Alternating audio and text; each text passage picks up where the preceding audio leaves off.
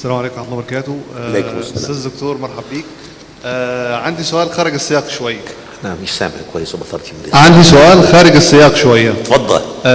في بعض الفيديوهات شفناها على اليوتيوب بتتكلم على إن يأجوج ومأجوج ليسوا حقيقة. مدى صحة الكلام من عدمه؟ طيب، لما سيدنا رسول الله صلى الله عليه وسلم يعني يروي لنا أن من العلامات الكبرى للساعة ظهور يأجوج ومأجوج، هل أصدقه ولا لا أصدقه؟ وبعدين كان اليهود والنصارى يعيبون على المسلمين ما جاء في سورة الكهف من قصص، يعني ذو القرنين والعين الحمئة والسد. أين هذا؟ لم نجده.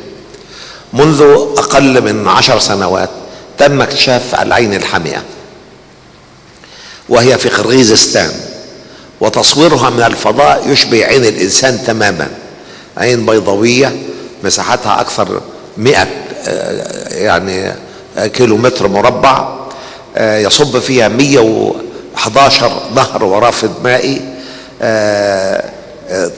الأنهار والروافد دي تشبه رموش العين تماما، وشمالها سلسلة جبلية كأنها الحاجب. وبعدين الروافد دي كلها يعني بتصب كميات هائلة من الطين متركز في وسط البحيرة كأنه سواد العين، فشكلها من الفضاء من الأقمار الصناعية العين تماما.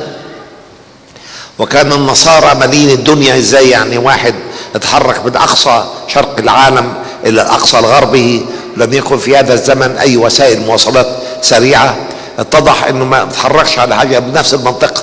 على يمين العين الحمئة سلسلة جبال اسمها مطلع الشمس، وعلى شمال سلسلة جبال اسمها مغرب الشمس، كان بيتحرك في هذه المنطقة. وشمال العين الحمئة السد كما يصفه القرآن تماما، ارتفاعه 162 متر، رأسي تماما، أملس تماما، لا يمكن ارتقاؤه ولا يمكن اختراقه لشدة سماكته. فحتى الكشوف التاريخية بتؤكد صدق القرآن الكريم. كل قضية تاريخية جاءت في القرآن الكريم والله الكشف بيؤكد على صدق القرآن الكريم، ولكن لا نوظف ذلك يعني فإذا قال سيدنا رسول الله صلى الله عليه وسلم إن يأجوج ومأجوج خلف السد وظهورهم من العلامات الكبرى للساعة، لا يملك المسلم إلا يقول آمين يعني. نعم، خاصة والكشوف التاريخية تؤكد ذلك. جزاك الله خير يا دكتور.